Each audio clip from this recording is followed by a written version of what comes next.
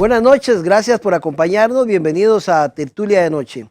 Todos los años la CONARE, que es la Comisión Nacional de Rectoría de las distintas universidades públicas del país, a través del informe Estado de la Nación, hacen una radiografía para ver en qué condiciones está el país en temas de desarrollo social, índices económicos, medio ambiente, migración, corrupción, política, etcétera.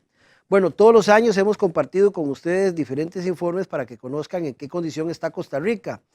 Este año ya se presentó el informe del año 2018 y aquí en San Carlos se presentó en la Unión Regional de Cooperativas de la Zona Norte, Urcosón RL. Así que vamos a compartir con ustedes a partir de este momento cómo está Costa Rica. ¿Qué dice el informe Estado de la Nación 2018? Veamos.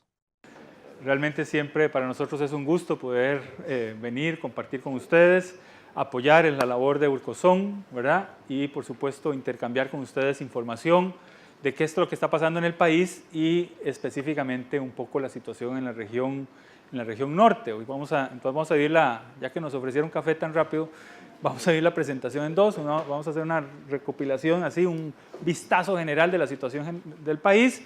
Cortamos y volvemos a ver la situación de la región norte y en particular de la educación superior, que hemos hecho un trabajo especial este año, digamos, con algunas características que nos parece valiosas de conocer sobre todo, como siempre, no solo para que ustedes tengan una mejor imagen de lo que está pasando en el país y en la región, sino sobre todo para que ustedes puedan ejercer juicios bien fundamentados de los principales problemas de la región, del país, y elaborar propuestas de por dónde podríamos, como sociedad, corregir o mejorar las situaciones que tenemos.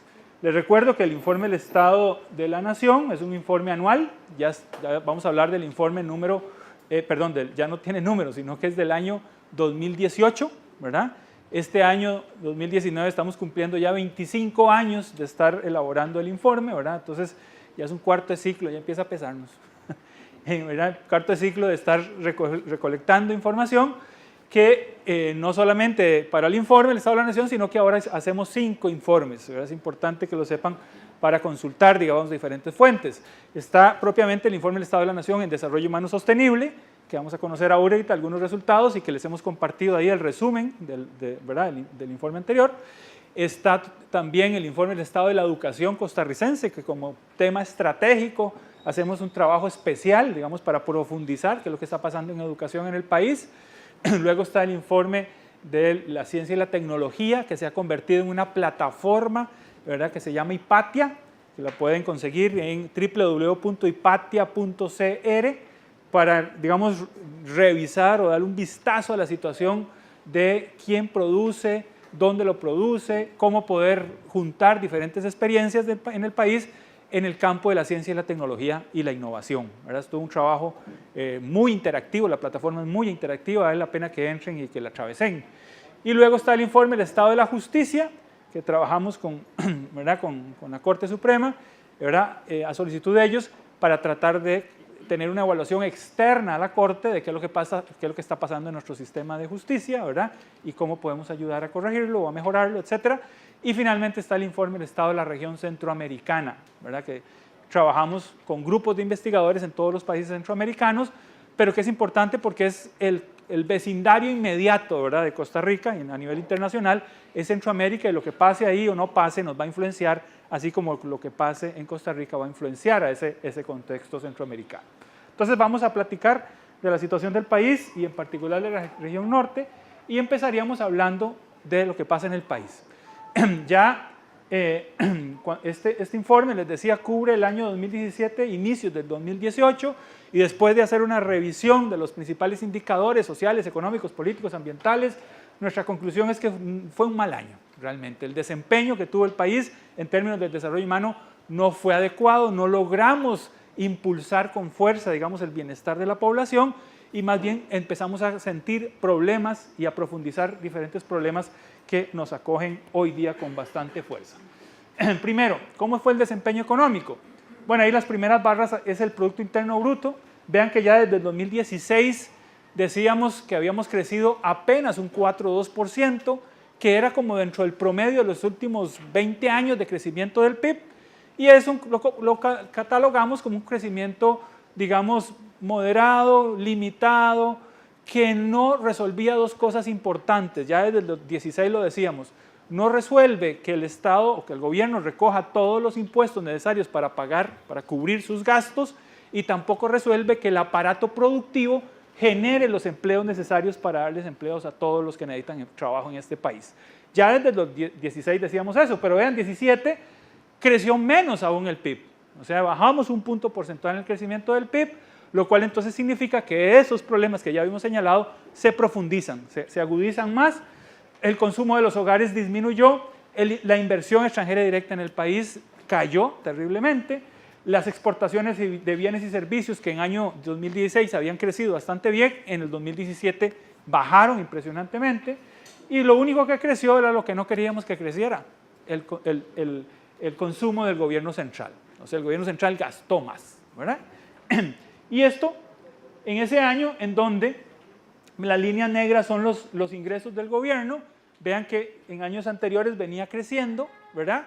Pero en el 2017, ¡pam!, se nos cae, y los gastos en la línea azul, que venían más o menos controlados, ¿verdad?, no crecían sustantivamente en años anteriores, en el 2017 sí crecieron fuertemente. Entonces, se combina, ¿verdad?, este mal desempeño económico con un aumento de los gastos y una reducción de los ingresos del gobierno para complicar las finanzas públicas. Definitivamente que pasamos por una situación compleja de finanzas públicas en donde no hay duda que teníamos que hacer algo, ¿verdad? Yo no puedo garantizarles que lo que se aprobó en la Asamblea Legislativa haya sido la solución perfecta del problema, pero sí había que hacer algo para empezar a sanear las finanzas públicas, que teníamos ya problemas serios. Si alguien duda, digamos, de si tenemos o no déficit fiscal, vea, el eje de la Y son gastos y el de las X son los ingresos del gobierno. La línea esa que se ve ahí diagonal, ¿verdad?, sería si los gastos fueran iguales a los ingresos, estarían esos puntos ahí. Pero la verdad es que vean, cada vez, ¿verdad?, se hace un déficit más grande. O sea, la bolita se corre cada vez más hacia los gastos, y además el tamaño de la bolita nos habla de la magnitud del déficit, ¿verdad?, que lo cubrimos con deuda externa, ¿verdad? Entonces, eso nos complica enormemente el manejo de nuestras finanzas públicas. No es que debamos de trabajar con cero déficit, prácticamente ningún país en el mundo trabaja así. Todo el mundo pide prestado para impulsar su desarrollo, construir cosas que no tiene plata suficiente para hacerlo, etc. Pero sí tenemos que tener un déficit manejable para las finanzas públicas, ¿verdad? El cálculo nuestro, ¿verdad?, era que en el 2016, si queríamos ajustar, ¿verdad?, los ingresos del gobierno para tener ese manejo racional posible de las finanzas públicas con un déficit manejable, el aumento del PIB debió ser, el aumento de la recaudación del gobierno debió ser de 3 puntos porcentuales en el 2016, que no pasó nada, ¿verdad?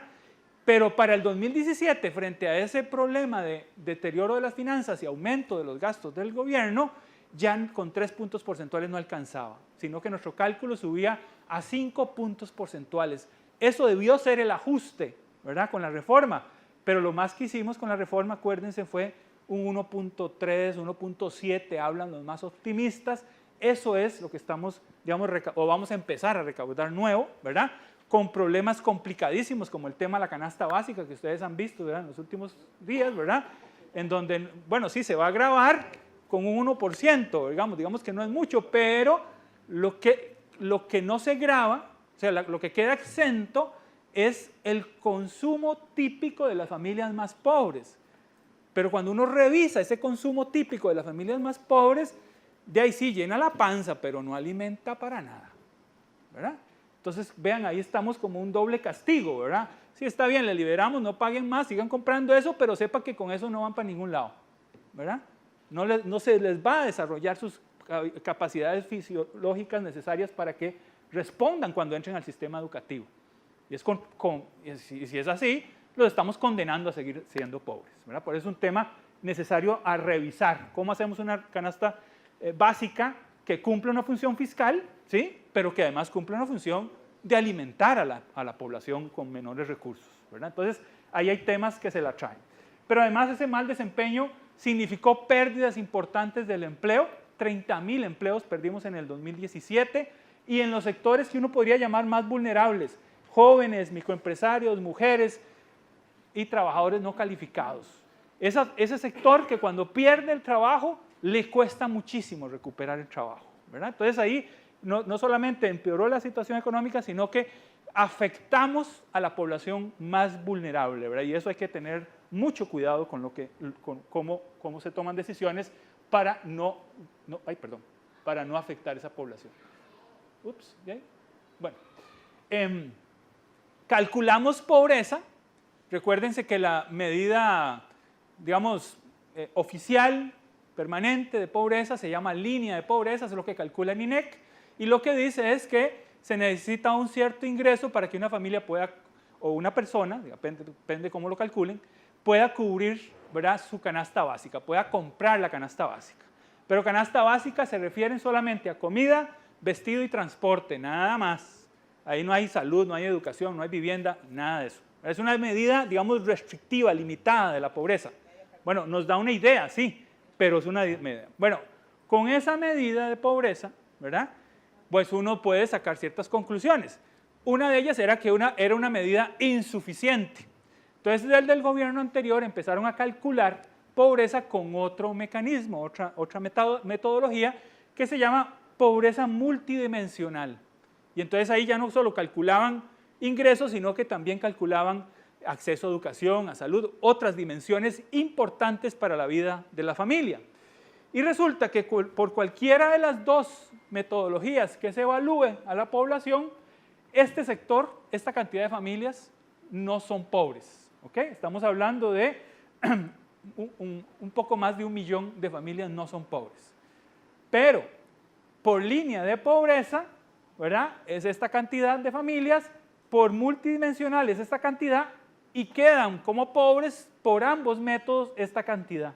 Si yo sumo los tres, me da cerca de 450,000 familias en condición de pobreza por alguno de los dos métodos o los dos métodos de medir la pobreza actualmente en el país.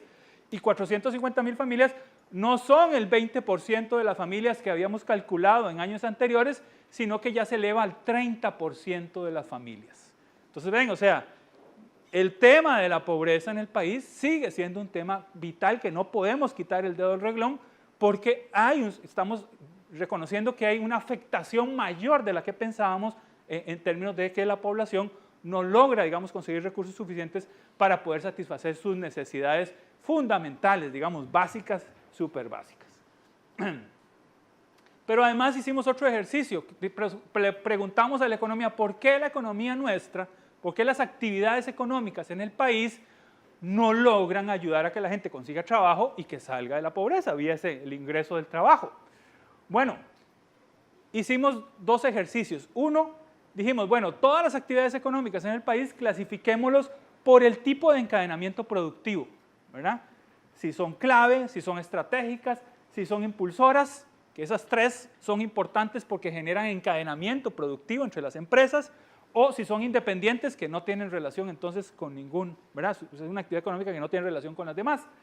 Y la segunda clasificación que hicimos es, bueno, revisémoslas cómo está en términos de multiplicadores del empleo, ¿verdad? Hay actividades económicas que tienen alta multiplicación, o sea, que no solamente generan empleo en su actividad económica, sino que cuando generan más empleo ahí, generan empleo en otras actividades económicas. Hay otras medias y otras muy bajo o nada, que no multiplican nada el trabajo.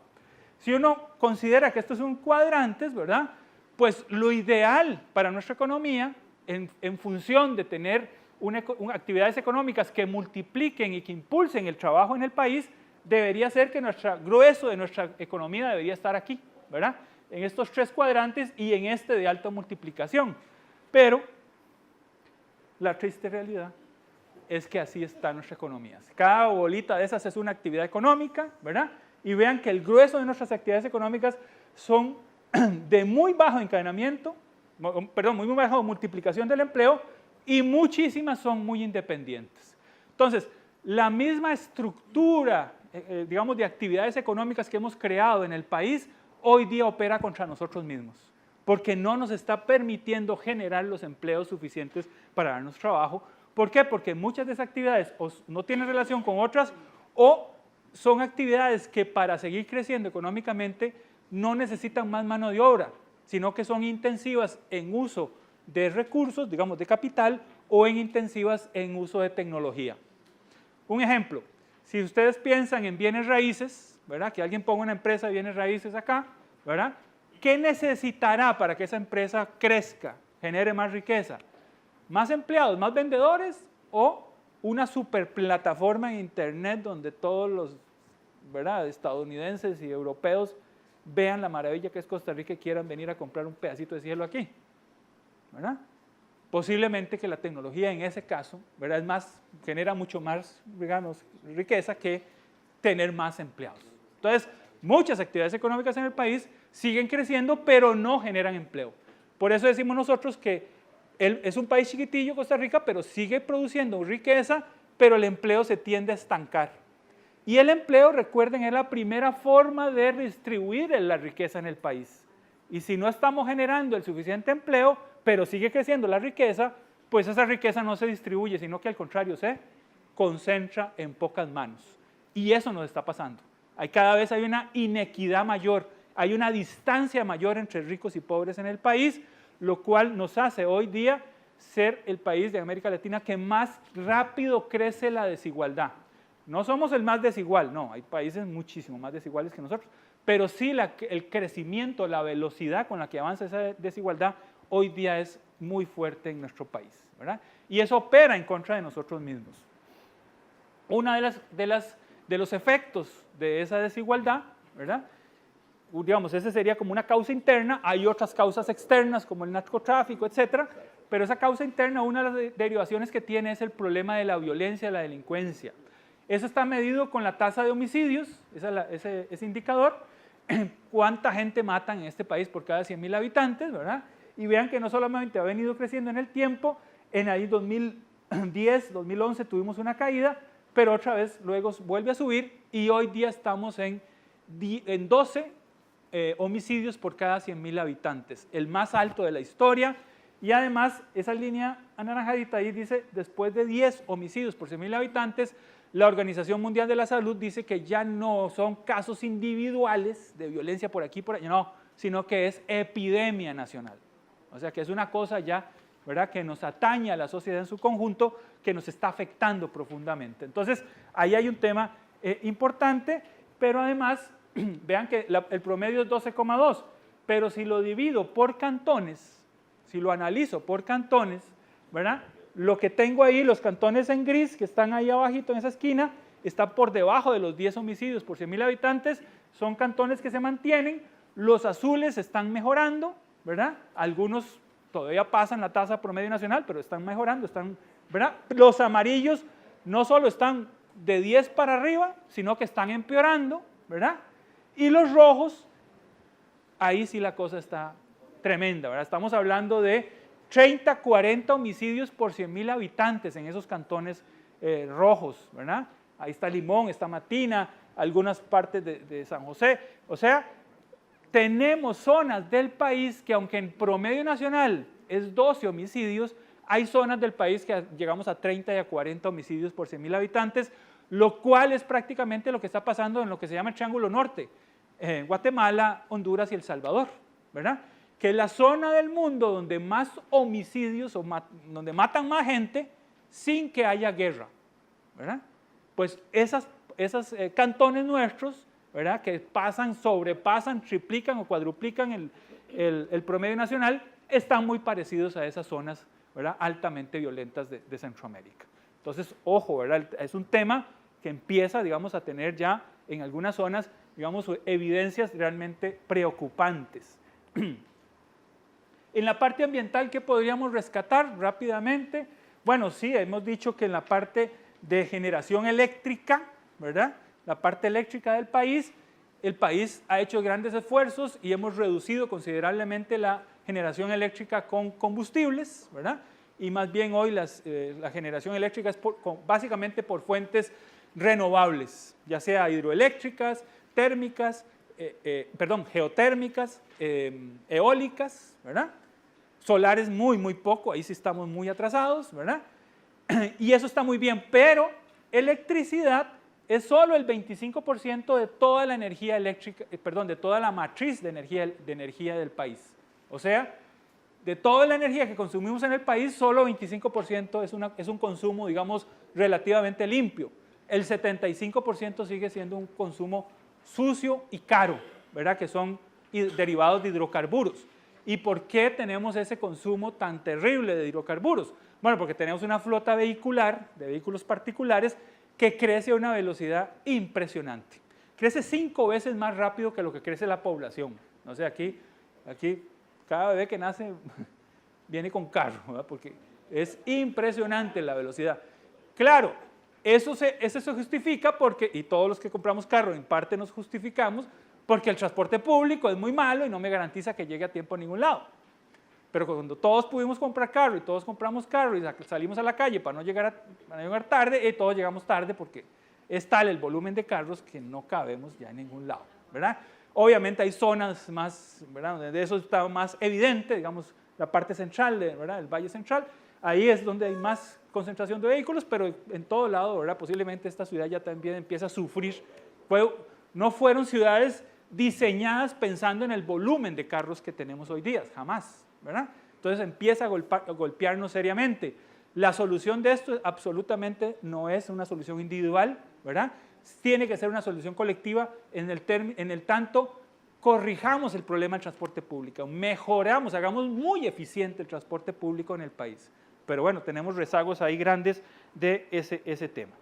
Y en la parte agrícola, pues si uno revisa todos los cultivos en el país y las áreas producidas, uno fácilmente observa que hay 5 productos que concentran el 80% de la superficie agrícola de este país: café, palma aceitera, caña de azúcar, piña y banano, ¿verdad?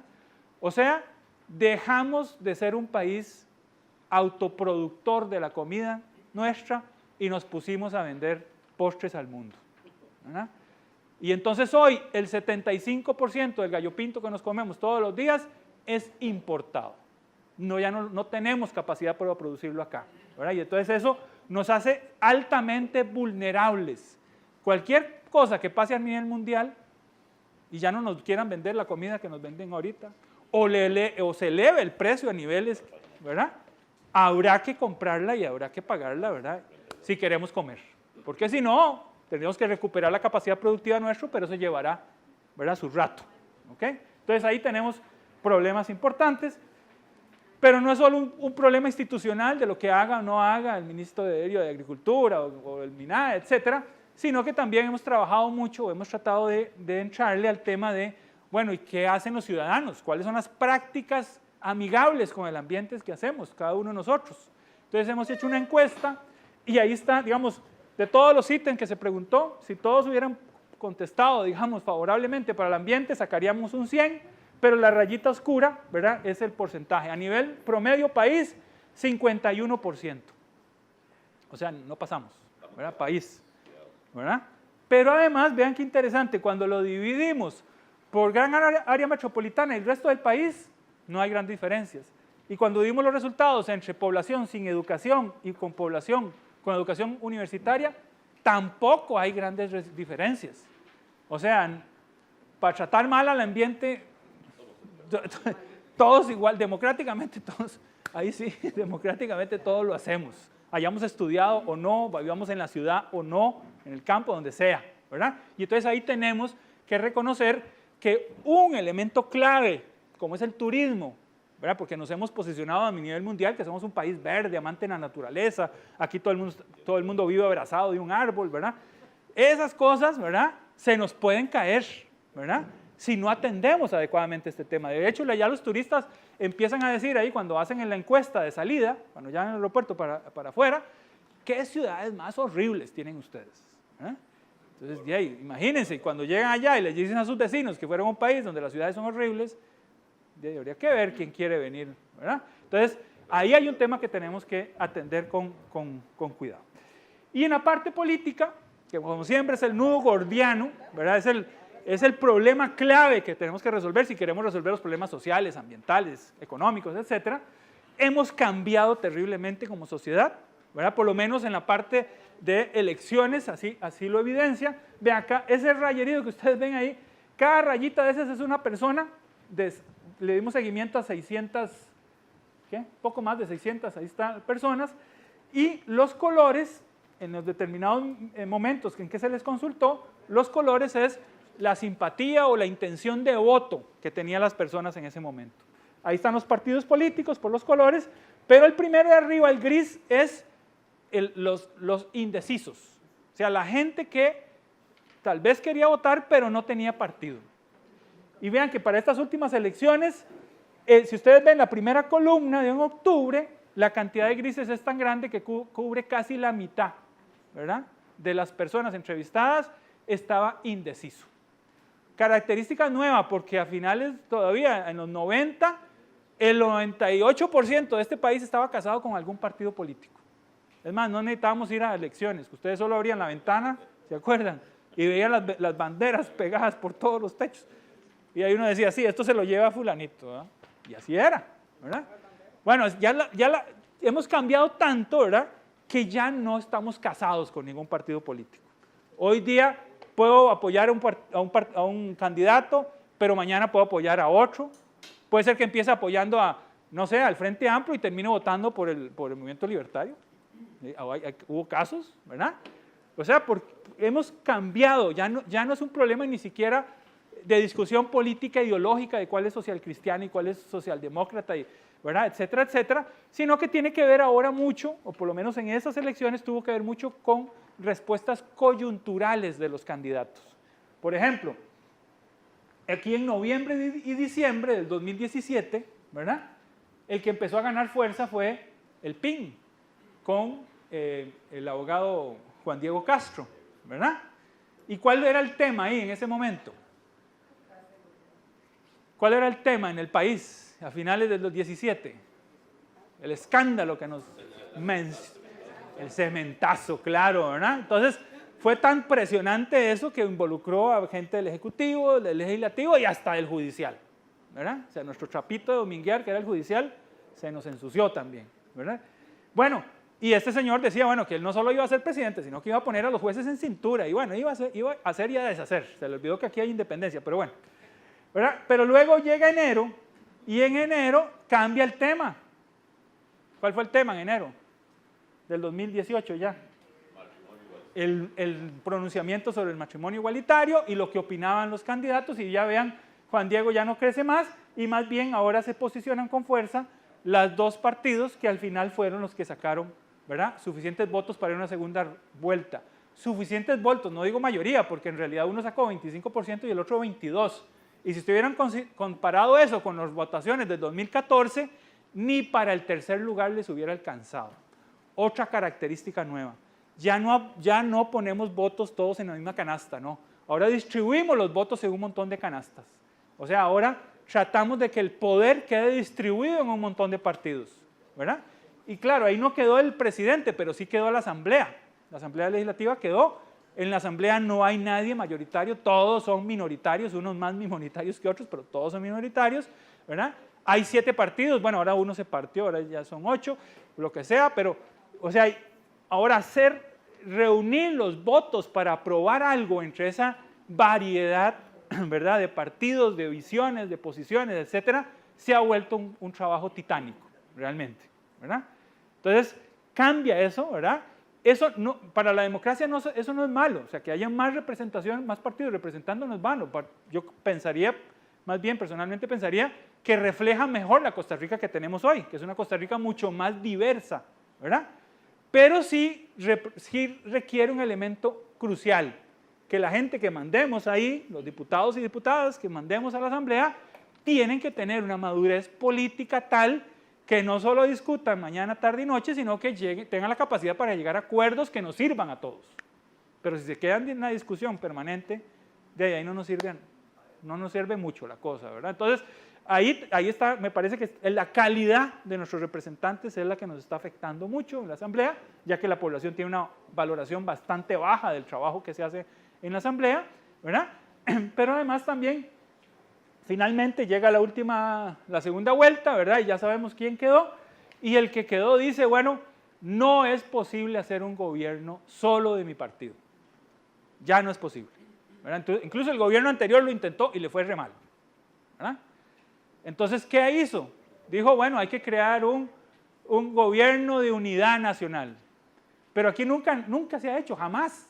O sea, nadie tiene ni idea de cómo se hace eso en este país. Y la verdad que creo que no le ha salido muy bien al presidente, ¿verdad? Pero sí lo que hizo fue hacer un gabinete multipartidario, ¿verdad? Entonces ahí uno puede revisar, ¿verdad?, de los diferentes ministros y presidencias de las principales instituciones, de qué partido provienen, ¿verdad? Y entonces uno ve que sí, es una variedad de gente que no es solamente del PAC, sino es un rejuntado, digámosle así, de gente de varios. Entonces vean cómo cambia otra vez, ¿verdad? La vieja forma de hacer política, que el que ganaba se dejaba todo, ahora ya no es posible. El que gana tiene que entender que ganó, pero que no puede gobernar solo. Eso nos plantea un nuevo escenario político en el país. Y en las próximas elecciones vamos a ver seguramente algo similar. No creo que varíe mayor cosa. Pero además, estudiamos otra cosa bien interesante. Este informe tiene varios estudios muy inéditos, que no se habían hecho antes en el país, y a través de una base por web que levantamos, con más de 300,000 personas que participaron, pudimos clasificar a la población, a los que participaron en esa encuesta, en una gradiente de conservadores a progresistas basados en 3 temas. Basados en lo que la gente piensa sobre Estado laico, matrimonio igualitario y guías de afectividad y sexualidad, creo que es, ¿verdad? Guías de afectividad y sexualidad. Sobre esos 3 puntos, depende de lo que usted piense sobre esas 3 cosas, sí podríamos calificarlo de progresista a conservador en esa gran, ¿verdad? Y ahí de todos los tonos, ¿verdad? Y vean por cantón cómo quedó distribuida la población que participó en esa plataforma, ¿verdad? Ahora vean cómo quedó en las elecciones nacionales. ¿Hay relación o no hay relación entre esos 2 mapas? O sea, no es el único factor que explica, por supuesto que no, porque como todo fenómeno social, la decisión de votar, ¿verdad?, tiene un montón de elementos ahí que lo influyen.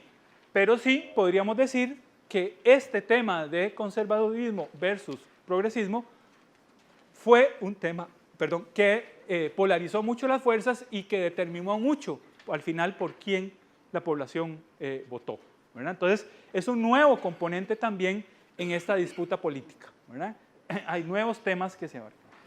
Pero en general, revisando esos temas y otros más, cuando revisamos qué piensa la gente de, por ejemplo, tener un Estado mucho más eficiente, o sea, de impulsar reformas que hagan una asamblea legislativa más eficiente, un gobierno que gaste más eficientemente la plata, ¿verdad?, etcétera, etcétera. Vean, un 98% está de acuerdo. O sea, casi todos en este país estamos de acuerdo en que necesitamos reformas que nos ayuden a que la política, el Estado, las instituciones sean más eficientes. La segunda línea amarillita es sobre qué pensamos si seguimos pensando en tener un Estado importante, con fuerza, de peso, ¿verdad?, o si más bien lo reducimos, ¿verdad?, la disyuntiva estatal o liberalismo, ¿verdad? Y todavía el 74% de la población, no es tan abrumador como la primera, pero podríamos decir que todavía una amplia mayoría plantea que quiere un Estado fuerte. Seguimos queriendo un Estado fuerte, pero posiblemente no este Estado, sino un Estado fuerte que cumpla lo de arriba. O sea, que sea más eficiente a la hora de gastar, a la hora de tomar decisiones, que sea más claro que cuando los impuestos nuestros se gasten, yo me sienta más beneficiado, ¿verdad? Y para no tener dudas si gastan bien o gastan mal, ¿verdad?, etcétera, ¿verdad? Pero en lo que sí estamos muy polarizados, ves en el último tema, conservadurismo, progresismo. O sea, si tocamos los temas de matrimonio igualitario, de Estado laico y de las guías de afectividad y sexualidad, ahí sí la población está bien dividida, bien polarizada, ¿verdad? Y creo que en las elecciones anteriores vimos manifestaciones bastante feas, ¿verdad?, de esa polarización y esa agresividad incluso que llevó a muchos sectores a enfrentarse, digamos, por posiciones, por ideas, ¿verdad?, y por esa incapacidad de hablar que a veces nos pasa a los ticos, ¿verdad? nos cuesta ponernos de acuerdo en temas sustanciales y en estos temas hay mucha división, mucho, ¿verdad? Entonces, esto es un tema importantísimo para los políticos. Tienen que entender que hay temas que si los tocan van a polarizar y si los tocan mezclados, ¿verdad? Pues esa polarización va a afectar a otros temas que tal vez habría más consenso, pero como se tocan revueltos con estos, se hace la cosa más difícil. Entonces, ahí eso fue un tema que nos parece importante de estudio. Entonces, sintetizo en este súper veloz recorrido por la realidad nacional. Estamos en una coyuntura crítica, estamos, ¿verdad?, complicados, no hay duda, ¿verdad? Hay problemas de fondo que se asientan con fuerza, ¿verdad? Vean que el déficit fiscal es uno de ellos, a pesar de que se aprobó esta ley de fortalecimiento de las finanzas, ¿verdad? Estamos lejos de resolver todavía el tema de finanzas, ¿verdad? Ahora viene otro conjunto de leyes, ¿verdad? Ahora viene empleo público, viene ajustes en el tema de invalidez, vejez y muerte, ¿verdad? Viene una serie de cosas que seguramente van a generar tanto o más conflictividad que la que generó la reforma fiscal, ¿verdad? Por eso uno se queda pensando cuál fue la estrategia de los sindicatos en esa movilización que hicieron, porque apostaron todo, ¿verdad? Huelga nacional y además indefinida, era todo por el todo, y no pescaron mayor cosa, ¿verdad? Pero era el primer round, ahora vienen otros round. ¿Y qué les quedó para los otros rounds? ¿Verdad? Ahí hay todo, ¿verdad? Me parece que hay toda una reflexión, digamos, importante, porque son temas que es necesario que le entremos, la ciudadanía tiene que meterse en esa discusión, no hay duda, ¿verdad? Pero tenemos que tener claridad de qué es posible y qué no es posible, ¿verdad? Hay que reflexionar profundamente. Se profundizaron los rezagos y se agregaron nuevos problemas, sobre todo rezagos en las poblaciones que ya teníamos problemas, los más pobres, las zonas rurales, etcétera, ¿verdad? Se profundizó esa situación del rezago y, por supuesto, aumentó considerablemente la complejidad de la gobernanza política en el país. La gobernanza de este paisillo ya no era, como decía un Pepe, que era como darle un chonetazo a la lora, ¿se acuerdan? Ya no, ahora se ha complejizado grandemente, ¿verdad? Por toda esta, digamos, nuevo comportamiento electoral que tenemos los costarricenses, ¿verdad? Entonces, es un clima político diferente que nos plantea grandes desafíos, pero bueno, tenemos que apelar a lo mejor de los costarricenses, a los valores más profundos nuestros, para decir, sí, estamos en problemas, pero históricamente hemos estado en situaciones peores y hemos salido airiosos, incluso hemos salido y avanzado. ¿Cómo vamos a hacer eso esta vez? ¿Verdad? ¿Cómo vamos a encontrar los mecanismos que en esta coyuntura actual nos ayuden a entendernos, nos ayuden a entender que tenemos que tener intereses comunes como sociedad, como país, a pesar de las diferencias, digamos, políticas, partidarias, de grupos, de sectores, de personas, etcétera, que puedan seguir existiendo, pero tenemos que identificar los intereses que nos sirven a todos, que todos queremos, ¿verdad? Entonces, ahí hay un desafío muy grande para superar, digamos, esta noche que estamos pasando como país. Estamos compartiendo con ustedes en Tertulia de Noche, conociendo la exposición de Guido Barrientos, que es el representante del informe Estado de la Nación, que nos explica las condiciones en que está el país a través de este informe Estado de la Nación 2018. Vamos a aprovechar esta pausa que ellos hacen para ir a un corte comercial y ya regresamos también para presentarles datos importantes que ustedes deben conocer como televidentes de Tertulia de Noche y como costarricenses. Ya regresamos, puede dejarnos sus comentarios también en nuestro perfil de Facebook de TVN Canal 14. Ya volvemos.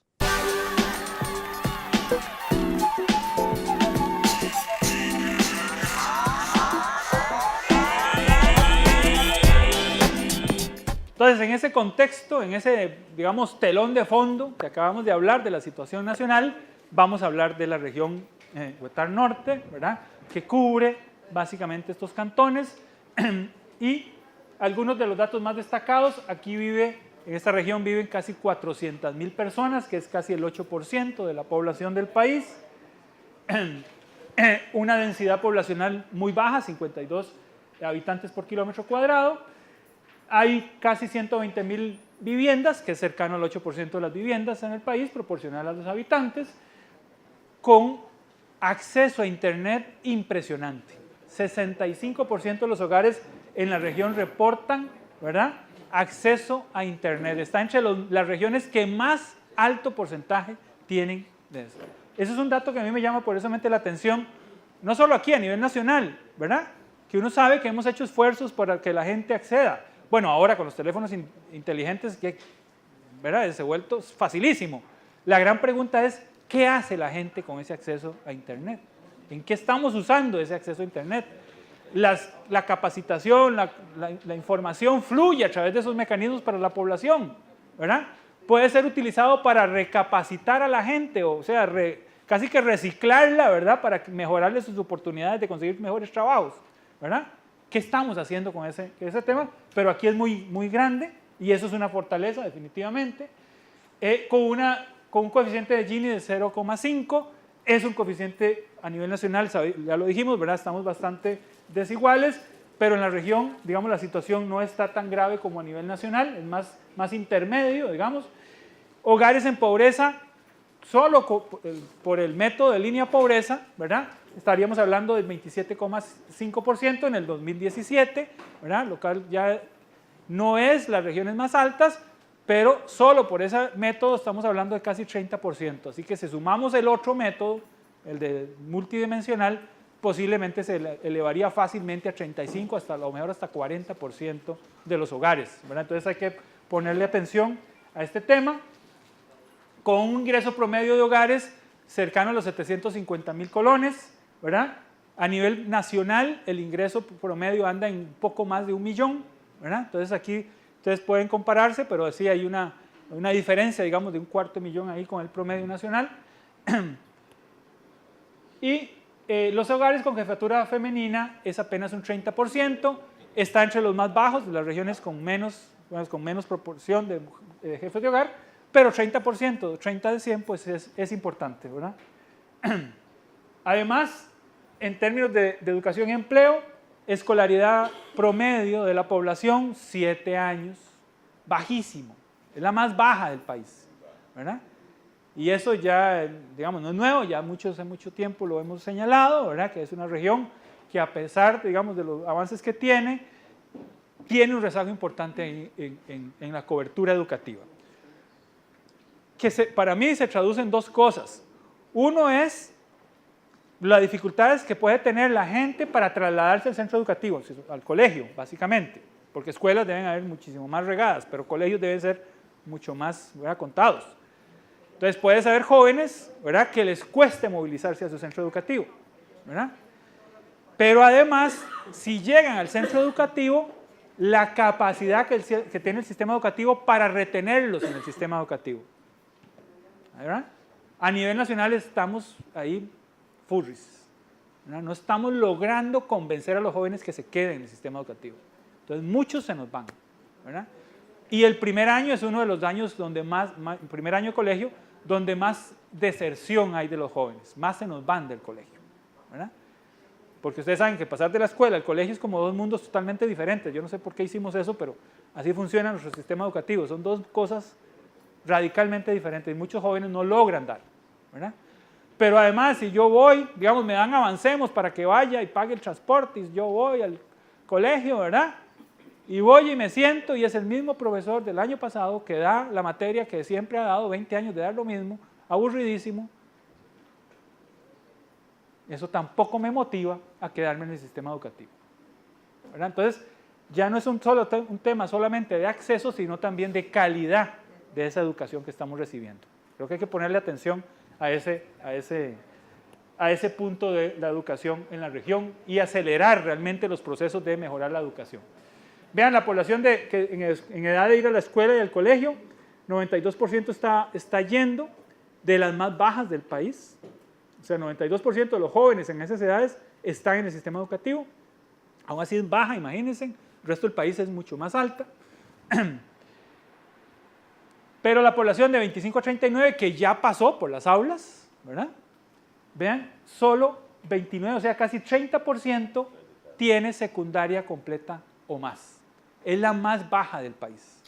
Es la proporción más baja de población con esas edades que tenga secundaria o más, ¿verdad? Entonces, insisto, ojo, hay que ponerle atención, ¿verdad? Porque tenemos aquí. Y esta población, vean que ya no se trata de que vuelva a las aulas, ¿verdad? ¿Cómo hacemos más bien para reciclarla, reelaborarla, para las nuevas herramientas, nuevas habilidades, para que pueda hacer mejor su trabajo o buscar un trabajo que le remunere más adecuadamente, ¿verdad? Ahí, entonces, no solo hay que trabajar con los jóvenes en términos de educación o formación, ¿verdad?, de los jóvenes, sino también toda esta población que ya pasó de la edad de estar en aulas, pero se quedó con muy baja educación. Hay que trabajar fuertemente. Ahorita al final le doy la palabra porque si no, lo interrumpí. Ya voy a acelerar. El desempleo, en el 2017, ¿verdad?, 8,5%, ¿verdad? Fue superior al promedio nacional, pero fue la segunda más alta a nivel de las regiones, solo superado por la región atlántica, ¿verdad?, que tiene el desempleo más alto, pero la región atlántica ya hace mucho tiempo que tiene una situación donde todas las cantones de esa región típicamente atraen población, jalan mucha gente, tanto del resto del país como fuera del país. Entonces la región Caribe siempre ha tenido como una sobreoferta de mano de obra por la cantidad de gente que va hacia allá. Pero aquí en la región sí habría que poner. En años anteriores habíamos dicho que esta región tenía una ventaja importante, que es la pequeña propiedad. Si ustedes revisan el agro, ¿verdad?, en esta zona, si lo comparan con Guanacaste, por ejemplo, ¿verdad?, de Guanacaste lo que vamos a ver es básicamente enormes haciendas, ¿verdad?, y la pionada, ¿verdad? Aquí no, aquí son pequeñas unidades productivas. Y esas pequeñas unidades productivas casi que estaban salvando a las nuevas generaciones porque los papás se lo heredaban a los hijos. Entonces tal vez los hijos no estudiaban mucho, pero heredaban, ¿verdad?, esa unidad productiva que les mantenía con un ingreso importante. Pero al estarse elevando hoy el desempleo, ¿verdad?, uno podría empezar a pensar, a sospechar de que esas unidades productivas o están fallando o se han subdividido tanto, ¿verdad?, porque esa es nuestra costumbre, ¿verdad? El papá tenía 100 hectáreas, pero tuvo 5 hijos, entonces ahora cada hijo tiene 20 hectáreas.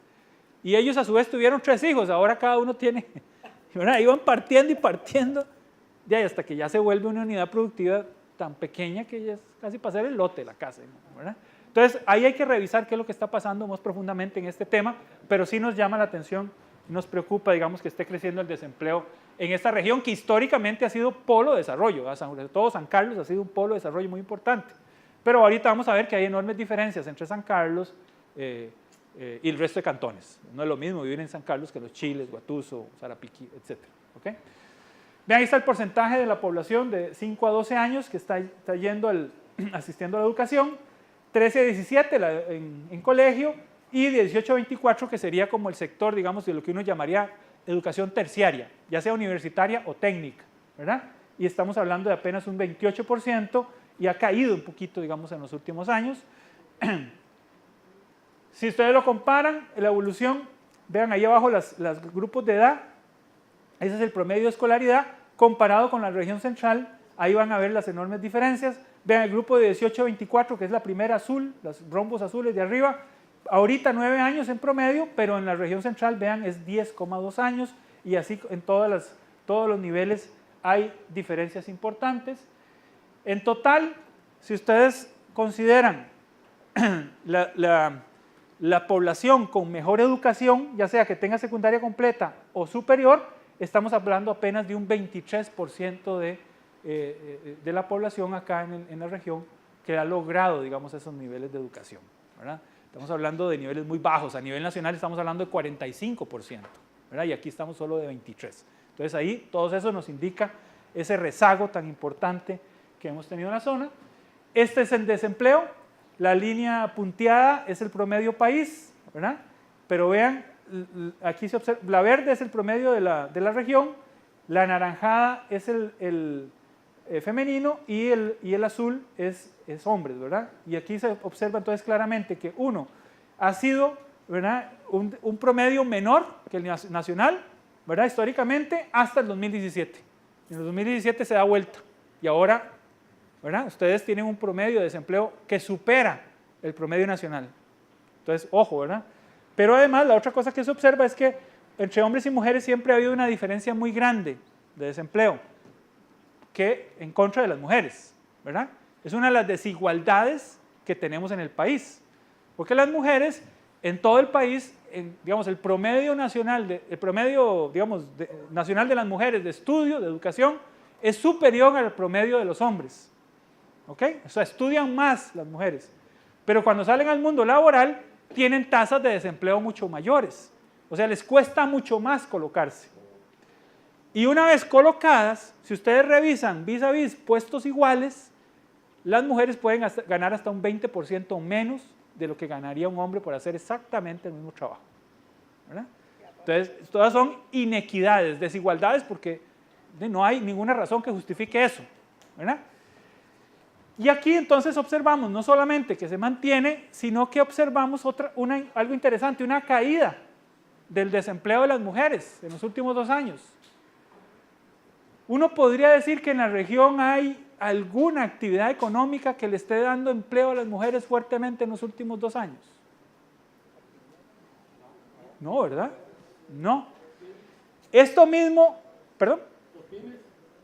No sé si tendrán, yo esperaría que estén muchas, pero yo creo que la mayoría de las mujeres que están, que es el mismo fenómeno nacional, entran al sector informal, ¿verdad? No tanto a sectores, digamos, más. Pero aquí hay algo que a nivel nacional estamos observando y que puede explicarnos eso. No tenemos estudios tan detallados de la región, pero es una hipótesis, las voy a plantear. Cuando las mujeres van al mercado laboral, ¿verdad? Como están ingresando sobre todo al sector informal, los niveles de ingreso que están teniendo por ese trabajo puede ser que no sean niveles de ingreso adecuados. Por ejemplo, si hay una señora, una ama de casa que tiene 2 chiquillos y que sale de la casa a buscar trabajo, encuentra trabajo y lo que le pagan apenas es para pagar la atención de esos 2 niños, ¿qué hará esa señora? ¿Sigue saliendo de la casa a trabajar o se queda en la casa? Posiblemente se queda en la casa. Entonces, nos parece que más que bajar el desempleo, el fenómeno que estamos viendo es que las mujeres están dejando el mercado laboral. Porque para ser desempleado, el INEC va a tu casa, te toca la puerta y le pregunta, ¿usted trabaja? No. Pero no la hace desempleado por eso. La segunda pregunta es, ¿ha salido de su casa a buscar trabajo las últimas 2 semanas? Si usted le dice que sí, que ha salido a buscar trabajo y no ha encontrado trabajo, usted es desempleado. Pero si usted ni ha salido de su casa a buscar trabajo, ¿qué es lo que le pasa a las mamás de casa? Que le sobra el trabajo en la casa, ¿verdad? El problema es que nadie se lo paga, ¿verdad? Entonces no es desempleado. Entonces nos parece que hay un fenómeno nuevo que está afectando a las mujeres, pero que tiene una consecuencia sobre la sociedad. Recuerde que las mujeres es la mitad de la población, es la mitad de la fuerza de trabajo en este país. Y si muchas están dejando el mercado laboral, ya no quieren seguir a buscar trabajo porque lo que están consiguiendo es muy mal remunerado, ¿verdad? Pues ahí estamos perdiendo como país esa capacidad de trabajo. Entonces ahí hay un tema importante de revisar sobre qué está pasando con el empleo de las mujeres a nivel país, pero también a nivel de la región. ¿En qué está trabajando la gente en la región? Bueno, vean, sector agropecuario, las bolitas verdes. Todavía en esta región norte, el sector agropecuario, al contrario del promedio nacional, sigue siendo un sector muy grande, muy importante, muy pesado. Estamos hablando de poco más del 30% de los trabajadores y trabajadoras de la región están en ese sector agropecuario, ¿verdad?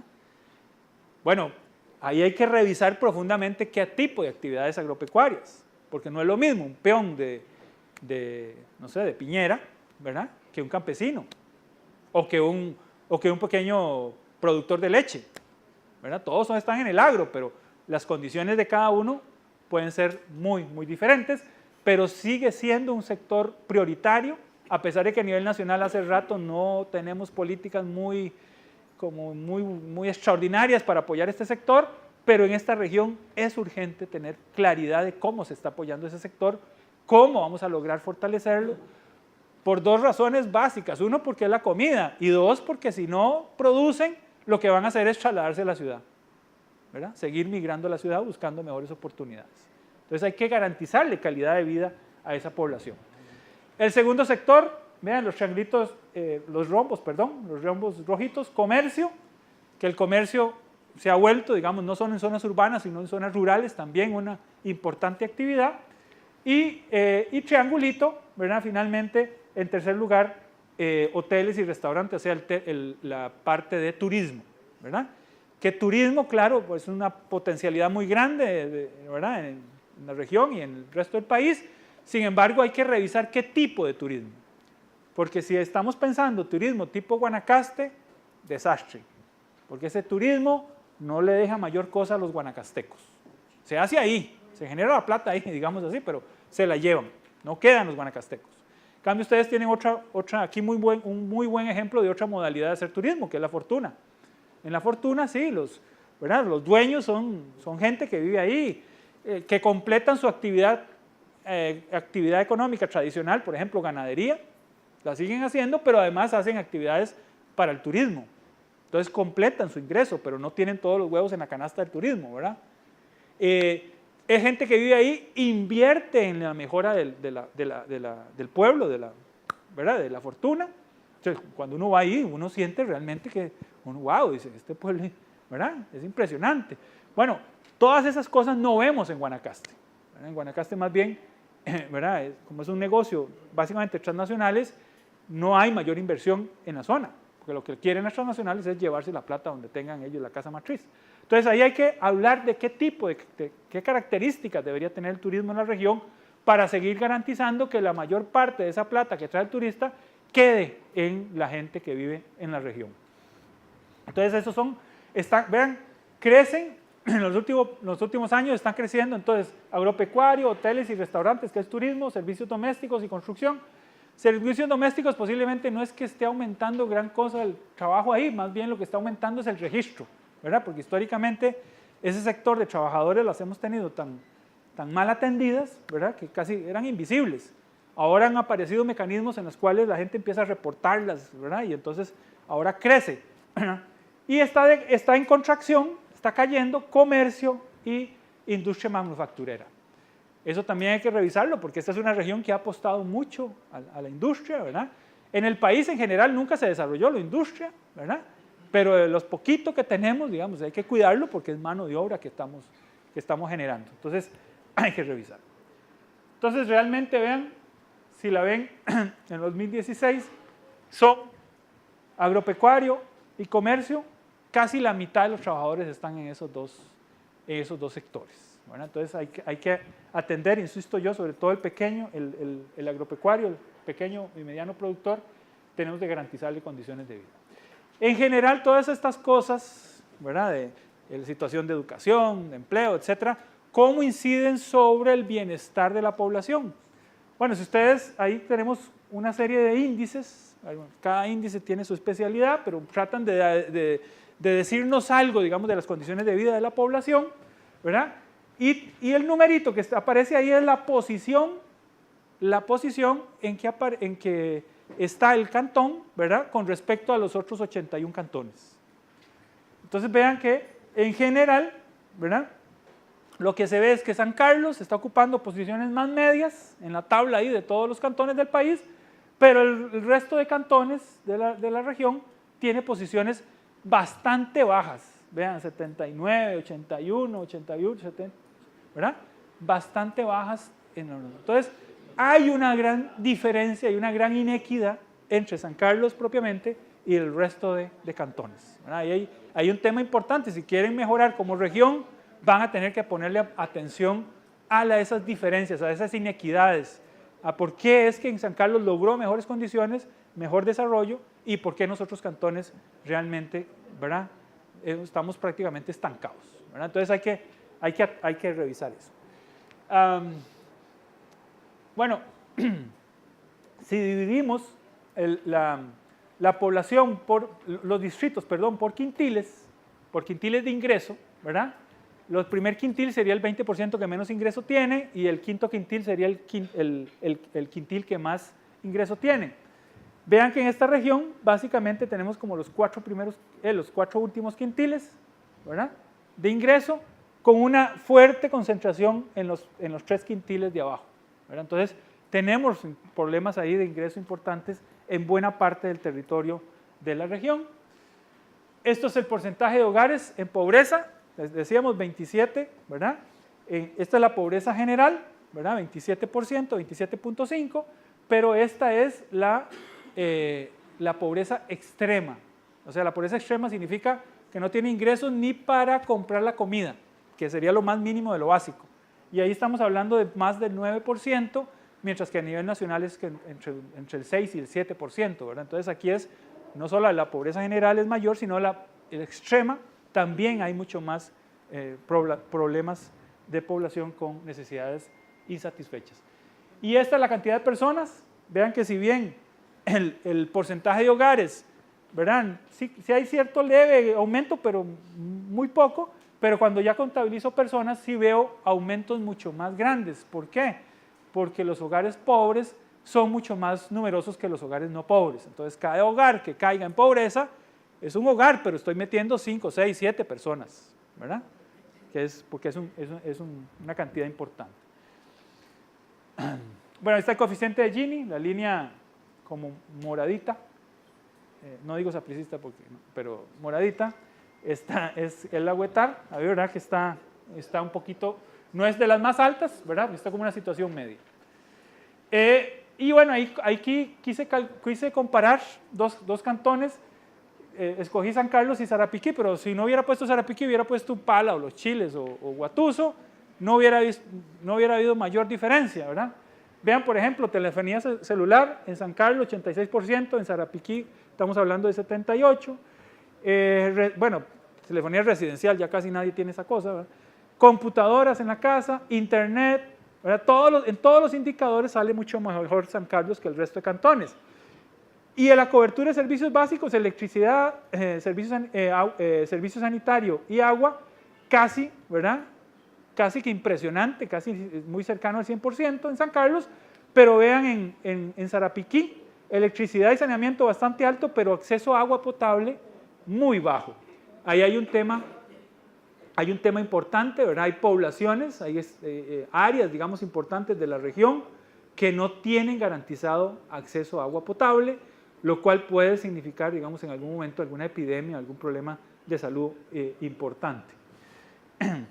Y si los comparan con nivel educativo, ¿verdad? Aquí estamos hablando que San Carlos, el sector que tiene educación completa y superior, estamos hablando de un 26, casi 27%, mientras que en Sarapiquí estamos hablando apenas de casi 16%. O sea, si la región tiene problemas educativos, pues estos cantones que tienen más rezago están todavía en una situación muchísimo más rezagada. Y los sectores, el empleo por sectores, en San Carlos, vean, San Carlos sí es importante el sector primario, o sea, agricultura, pero estamos hablando de cerca de un 26%, ¿verdad? Pero en los otros cantones, como Sarapiquí, ahí agricultura no es importante, es importantísimo, ¿verdad? Que estamos hablando de prácticamente la mitad de la población que todavía se dedica a esas actividades. Entonces hay que ponerle, insisto, atención al sector y sobre todo en estos cantones con mayor rezago, que tienen mucho más población, que están vinculadas a ese sector, hay que atenderlos con claridad. Y lo último que les traía era un análisis que hicimos sobre educación superior en la región, para que ustedes tengan una idea general más o menos de cómo anda la cosa. Estas son las universidades públicas en la región, ¿verdad? Hay 3 en San Carlos y luego la UNED que está distribuida, digamos, en varios, y la una allá en ¿cómo se llama ahí? En Horquetas, ¿verdad? Horquetas de Sarapiquí, ¿verdad? Estas son las universidades privadas, todas están en San Carlos, ¿verdad? Hay una súper concentración, ¿verdad? Esto también nos revela otra realidad, que el acceso a educación superior de los de San Carlos tienen, digamos, una situación casi que privilegiada. En los otros cantones, muchísimo más difícil es acceder a esa educación superior. Esta es del último esfuerzo que hicieron las universidades públicas para financiarse, que fue un convenio que hicieron con el Banco Mundial, creo, me parece, ¿verdad? Que fueran como como $50 millones por universidad, algo así, ¿verdad? Vean cómo se distribuyó por regiones, ahí está por regiones y las universidades que invirtieron. Bueno, en la región Huetar Norte se invirtió el 7% de ese presupuesto. En la región central se invirtió el 80%. O sea, educación superior sigue reproduciendo el esquema centralista, ¿verdad?, del Estado, ¿verdad?, donde el grueso de la inversión se sigue dando en San José, así que difícilmente, digamos, reproduciendo ese mecanismo, ¿verdad?, vamos a lograr una mayor equidad en las regiones, un mayor exceso en las regiones. Y básicamente aquí fue el Tecnológico, la UNA y la UNED las que invirtieron, ¿verdad? La UCR está ausente. Esta es la oferta de profesionales que se produce en las regiones. Congruente con esa inversión, el 74% es en la región central, que se producen ahí. No es necesariamente gente que nació ahí, ¿me explico? Pero se graduó ahí, en sedes de esa región, ¿verdad? Mientras que la UETAR,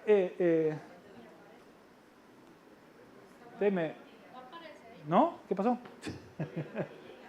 Yo creo que se agrandó mucho la imagen y se borró, porque hay 1, 2, 3, 4, 5, sí, falta una. Debe ser esta verde, esta última. No, esta es la Atlántica, debe ser esta. Casi 5% de los graduados, ¿verdad?, son en las sedes de la región. ¿Okay? Sí, 5%. Digamos, no necesariamente, insisto, puede ser que en San José haya ido gente de San Carlos a estudiar en San José y se graduó en San José. Entonces son los graduados por las sedes, ¿verdad?, no por el origen de la persona, sino por la sede. Este es, ¿verdad?, personas graduadas, ¿verdad?, por cada 1000 habitantes de esas regiones, ¿verdad? Y por cada 1000 habitantes, vean, ustedes están en 12, ¿verdad? Es la más baja. No, perdón, la Caribe todavía está más baja en 8, ¿verdad? Es la segunda más baja, la segunda región más baja, digamos, en términos de formación universitaria, educación superior de sus jóvenes. Bueno, ahí hay un tema este trabajo lo hicimos entre la UETAR Norte y la Pacífico Central, por eso están las dos. Está un poco la matrícula, ¿verdad?, pero no es tan precisa porque, digamos, tuvimos algunos inconvenientes de alguna información, pero, digamos, nos da una idea. Ahí en esta región norte estamos hablando de casi 2.600 estudiantes, pero hay que incluir la de Sarapiquí, la UNA, que son como 100, y la UNED en San Carlos, que son como 300. Entonces es una información no muy adecuada. Lo que sí encontramos importante, que nos llamó la atención, es que del 100% de la corte de nuevos ingresos en cada universidad, casi el 15% se logra graduar en la UNED, de todos los que entran. Mientras que, ¿verdad?, en el resto de universidades estamos hablando entre un 40 y un 50%. O sea, que de los jóvenes que logran llegar a la universidad, a ver, del 100% que van a la escuela, si acaso 75% va al colegio, ¿verdad? Se gradúa del colegio como el 40%, se nos empieza a reducir el embudo, ¿eh? Pero que ese 40% van a la universidad, si acaso la mitad, si acaso el 20%. Y de esos que van a la universidad se gradúan, si acaso la mitad. ¿Me explico? O sea que solo 1 de cada 10 chiquillos que está en primer grado va a terminar graduándose en una universidad. Esa es más o menos nuestra realidad, ¿verdad? Lo cual, digamos, habla bastante mal de nuestro sistema educativo, ¿verdad? Porque en lugar de ser una cosa fluida, donde los estudiantes entran y fluyen y salen, ¿verdad?, es como un sistema desvertebrado donde, ¿verdad?, pues va perdiendo y va perdiendo gente y va perdiendo gente hasta que al final llegan muy, muy pocos. De las carreras que ofrecen, vean, en esta región, clasificado en grado, pregrado y posgrado, bueno, estas son las universidades públicas sin la UNED. Este me interesa más porque la UNED tiene una particularidad.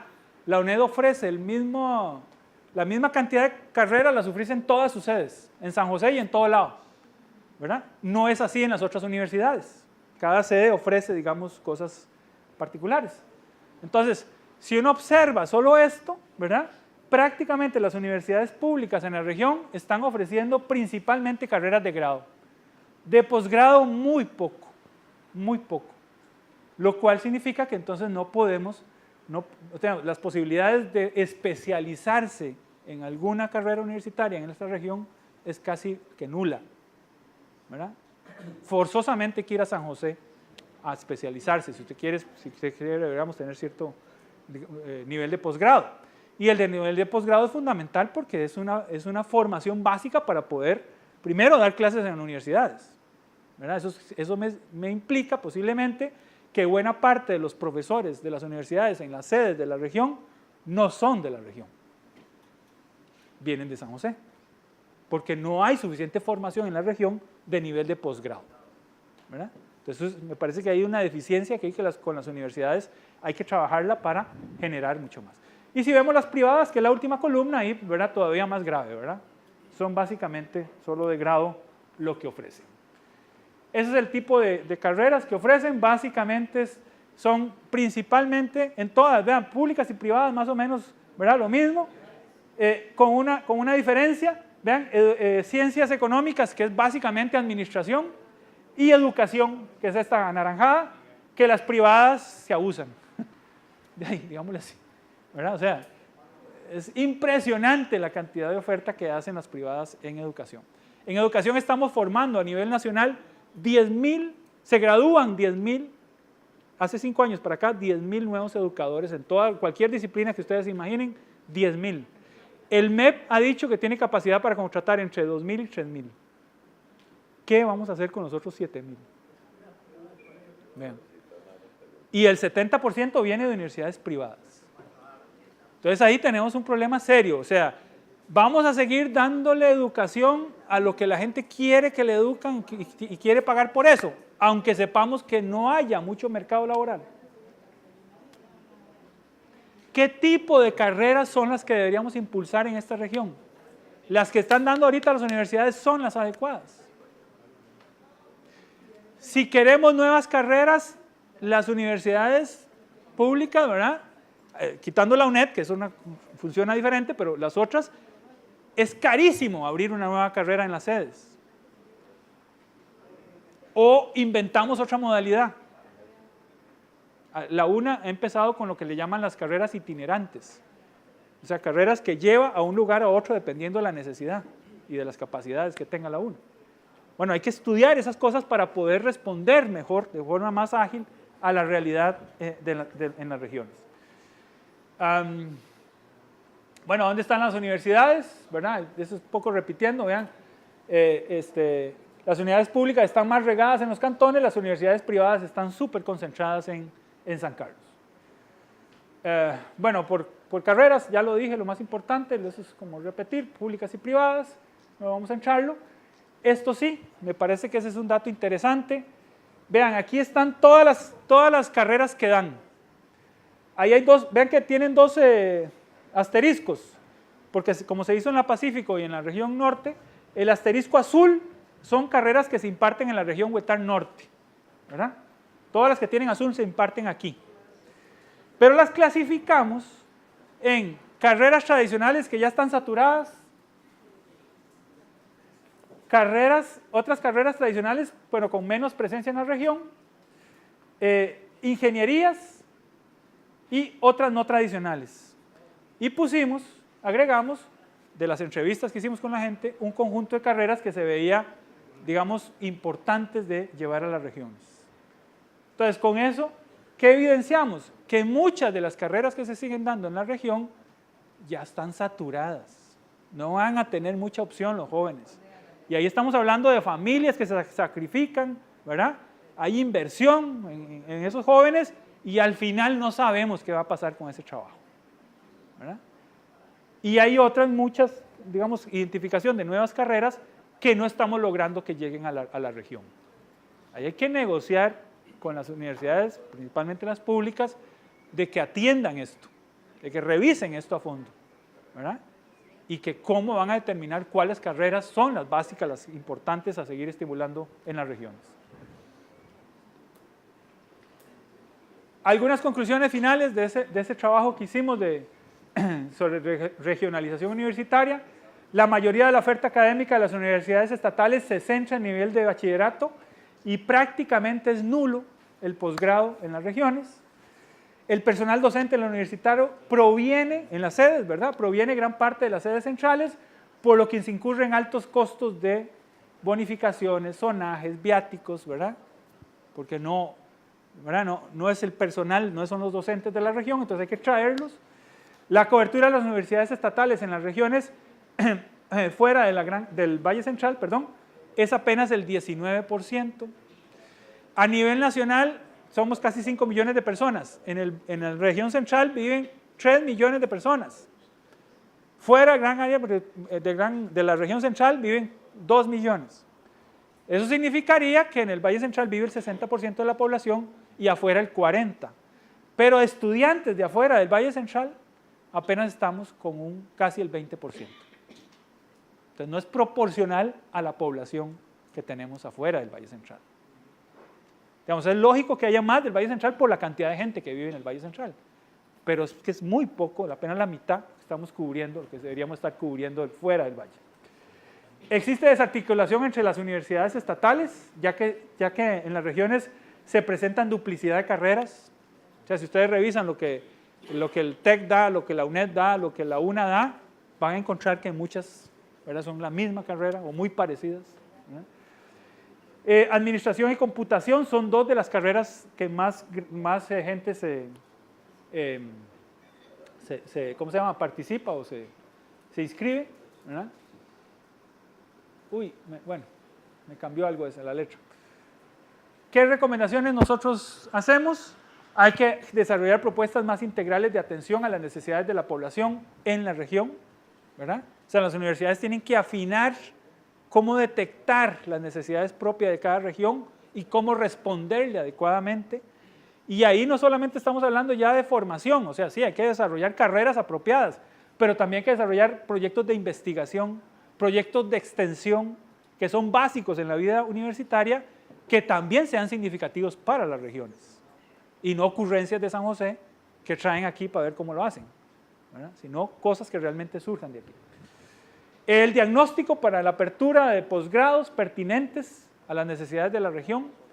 ¿Cuáles serían posgrados que valía la pena impulsar aquí? Porque lo necesita la industria, lo necesita la sociedad, o las mismas universidades van a necesitar ese personal para que en adelante contar con profesores universitarios de la región y capacidades universitarias en la región y no seguir dependiendo de San José. Uy, ya no leí lo primero. Vamos a ver.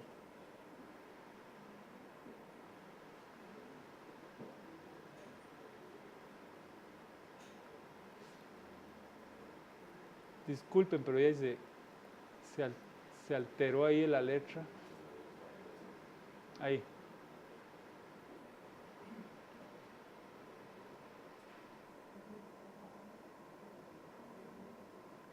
Voy a hacerla más chiquita para ver si acaso la puedo ver.